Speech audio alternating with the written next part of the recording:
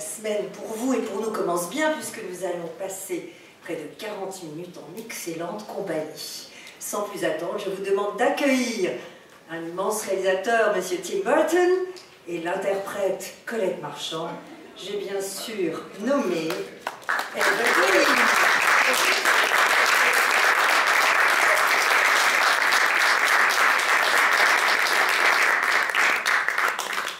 Thank you for being in Paris with us and bringing some magic to our city. Nice to be here. Well, of course, I mean, seeing the original animated Disney film obviously made an impact on both of you. I mean, why did Dumbo stay so long with you in your mind, in your imagination, and why do you think he's so beloved still by all the generations? Et Eva, bien sûr, le film, évidemment, a sans doute dû vous marquer aussi. Pourquoi vous a-t-il fait rêver? Pourquoi croyez-vous bien qu'il fasse encore rêver les nouvelles générations?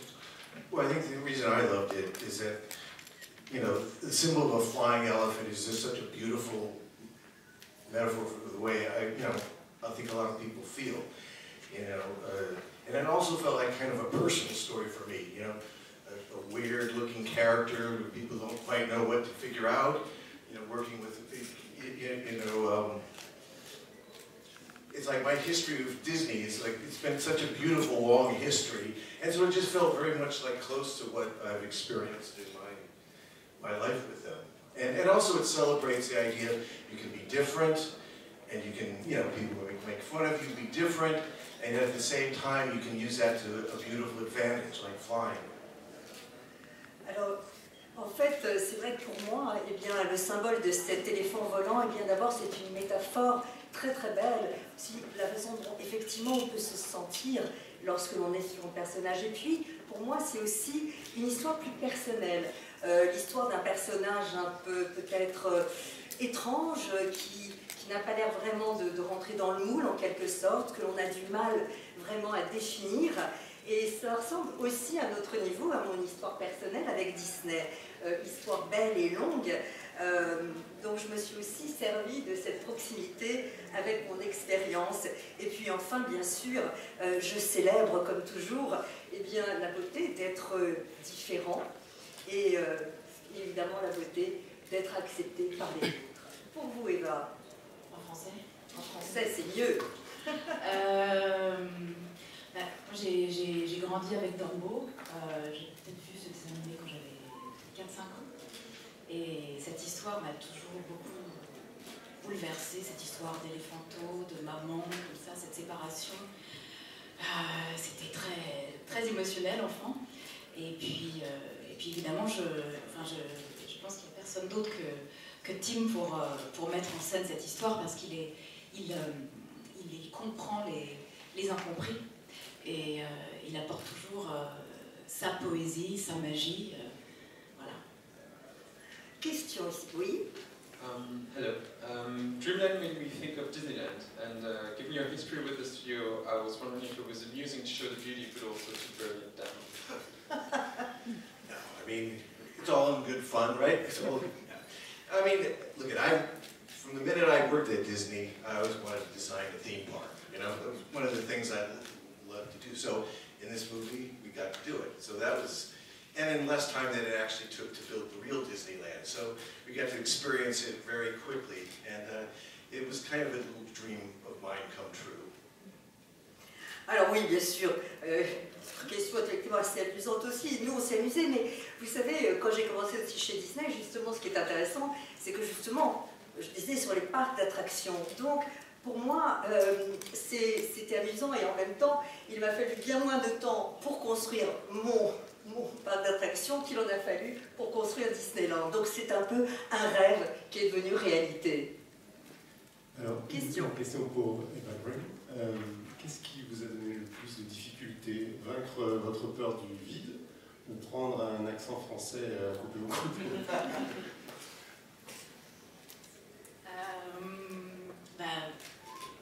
Le peur du vide, évidemment. J'ai même appris que ça s'appelait de l'acrophobie, figurez-vous.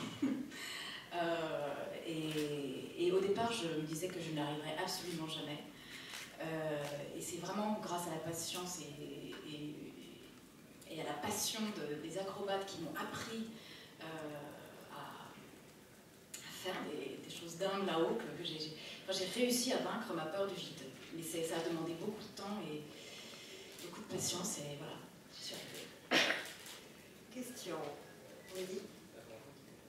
Je voulais vous demander si vous avez lu le livre Dumbo the Flying Elephant de Hélène Aberson, et si oui, est-ce que vous vous en êtes inspiré pour écrire le livre? Et j'ai aussi pour écrire le scénario, et vous vous inspirez si ça vous a inspiré dans le film. Et pour vous, Evelyn, est-ce que vous pouvez nous en dire plus sur le passé du personnage Colette Marchand?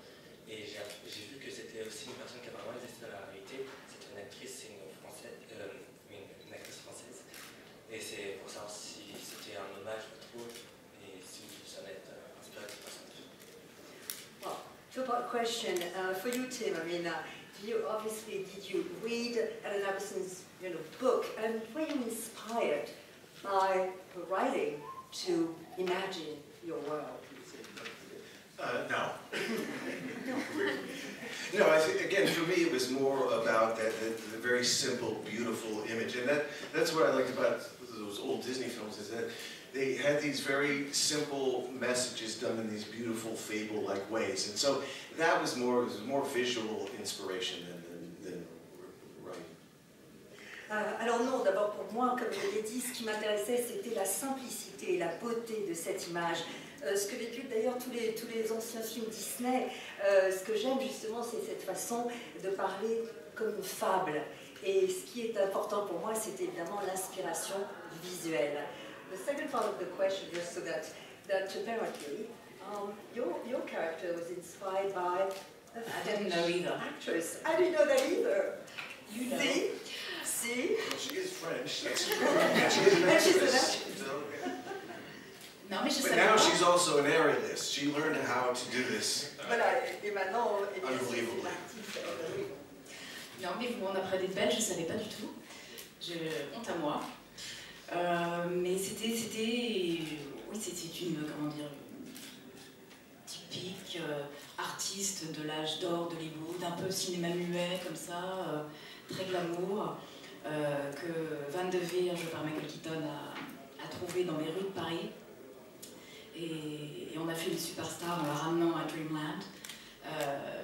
Et puis oui, c'est un bel oiseau en cage, on va dire, au début, qui va finir par, comme dans Beau s'envoler. Question. J'ai une question même pour dire Burton. Voilà. Oui, Alors. voilà, levez-vous, c'est mieux. Je vous en prie. Alors la première, c'est de savoir quelle est la scène ou les scènes qu'il a préférées dans le film Dumbo. Donc, Dans l'original? non, Dans celui-ci, d'accord. Et la seconde, c'est de savoir, puisqu'il parlait de ses débuts chez Disney, bien que ça ait été longtemps le vilain petit canard de Disney, je voudrais savoir si l'adaptation, par exemple, de films un petit peu sombres comme Merlin l'Enchanteur, Blanche-Neige, voire Taram et le Chaudron Magique de Black Cauldron pourrait être envisageable si c'est éventuellement des projets qu'il aimerait adapter au cinéma comme Dumbo ou Alice. All right, so two-part question for you. Which scene or which scenes did you prefer filming and seeing on screen from Dumbo? Well, it's a weird movie to make because you're filming. I mean, you're working with all these amazing actors and crew and sets, and the only thing that's missing is the main character. It's a very disturbing way to make a film that way. So you're really not thinking, oh, this is amazing to make, because it feels like it's a new kind of movie. We tried to make it different from the original, but still keep the emotion of it. So it didn't feel like we were remaking it. It just felt we were exploring those same themes. Alors, d'abord, c'est un film effectivement assez étrange à tourner parce qu'il y a ces décors extraordinaires, ces acteurs, ces équipes, mais ils n'ont quand même le personnage principal. Donc c'est vrai que c'était assez incroyable. Mais alors donc je ne me disais pas en tournant, ah là là, c'est incroyable de faire ce film. Au contraire, je me disais, voilà, je veux à la fois le rendre différent évidemment de l'original, mais en même temps garder tout son cœur émotionnel. Donc c'était vraiment pour moi non pas l'idée de faire un remake, mais au contraire l'idée d'une exploration différente. Oui. Une double question pour ma part. Hi, bonjour Eva, merci d'être avec nous aujourd'hui juste ici. Alors tout d'abord, pour M. Gorton, j'aurais aimé savoir s'il y avait des films de référence pour le travail de recherche qu'il a fait pour le film, notamment des films noirs, je pense à Fassbinder et tout ça qu'il affectionne tant. Et pour Eva, j'aurais aimé savoir si vous aviez fait un travail de recherche autour du cinéma de Tim Burton en première approche avant de travailler avec lui sur ce film. Et si oui, quelle scène ou quel film en particulier? Merci beaucoup. Two-part questions. I'll go back, by the way, to your ugly duckling question. But first, I would like to talk about this film. For your references, I mean, the gentleman mentioned Fassbinder or noir references. Were there any filmic references in Dumbo that you No, they sound good though. But I just want to say it's official. I don't make sense in any language, so whatever I say, it doesn't make sense in French, English, German. Well, look, I love film. I love all. So I think any kind. I never think of any direct response. Things, but. I'm inspired by any movie that I grew up watching, and that's the interesting thing about Dumbo. It was different. There was something about the color palette of Dumbo and the sort of almost noir-like lighting in some of it that we tried to. Yeah, there was a little bit of that had that inspiration. Alors c'est vrai, d'abord, il faut bien que vous sachiez que de toute façon, on ne comprend pas quelle que soit la langue que j'utilise le plus souvent. Mais c'est vrai que j'aime infiniment tous les films et tout le cinéma. Donc je n'ai pas donné de réponse directe avec des influences. Et tous les films que j'ai vus dans ma vie, dans mon enfance, m'ont inspiré. Mais dans le cas de Dumbo, je dois dire qu'il y avait quelque chose, c'est vrai, dans la palette des couleurs, dans une certaine noirceur, qui, c'est vrai, m'ont inspiré. Eva, the question for you is, I mean, did you do a lot of research into some characters from the Tim Burton's movie to become Colette? I'm not sure. Non, je connaissais plus ou moins le cinéma de Tim avant, donc je sais pas, je vois pas de personnage qui soit assez ressemblant à Colette. L'univers, peut-être, si on veut absolument comparer, peut-être il y a quelque chose un peu de Big Fish, un tout petit peu. Je sais pas, mais c'est vrai que c'est difficile de comparer. Voilà. Question ici. Patrick, est-ce que justement vous avez choisi ce thème et ce film Dumbo parce qu'il est un écho aussi à toute votre œuvre? C'est-à-dire qu'on peut y retrouver Edouard en main d'argent, enfin tous vos personnages, la différence et tout ce qui a composé vos films jusqu'à maintenant.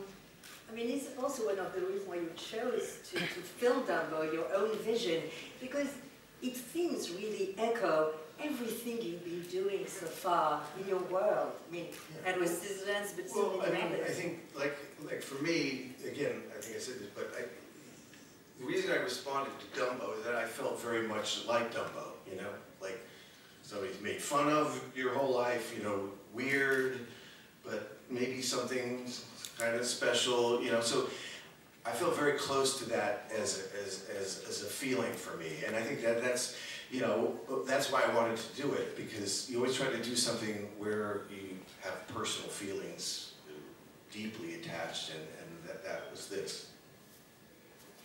Alors c'est vrai que pour moi, la raison, comme j'ai dit tout à l'heure, la raison principale de mon attirance pour Dumbo, c'est finalement une ressemblance extrême avec qui je suis. C'est-à-dire c'est quelqu'un, à un moment, c'était un peu la risée de tous. C'est un personnage bizarre, mais en même temps, c'est un personnage particulier, spécial.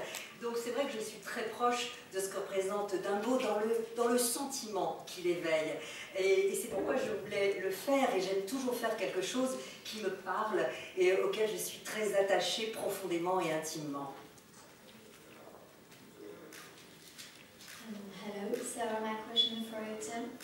Well, it will complete the previous question. Insofar as your movies are well known for the particularly universe you create that is really mysterious, kind of dark, and on the other side, Disney movies are well known for the magic, fairy tales, happy ending. So how do you succeed in combining these two worlds, which seem really different normally? Yeah, well, that's a good question. But if you actually look back at old Disney movies, and this is where I think it's interesting how life has changed.